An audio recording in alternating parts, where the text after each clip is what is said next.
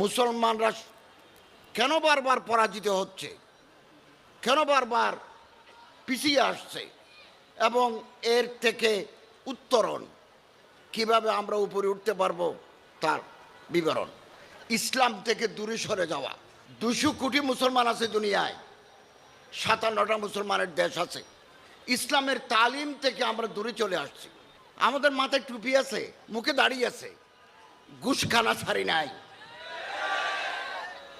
মুখে দাড়ি আছে, জুব্বা আছে, আমারও দাড়ি নাই, আমারও দাড়ি নাই।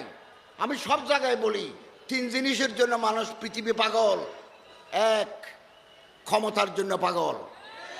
2, সম্পত্তির জন্য পাগল, টাকার জন্য পাগল মানুষ। 3, সেক্সের জন্য পাগল। তো ইসলাম থেকে দূরে সরে আসছে।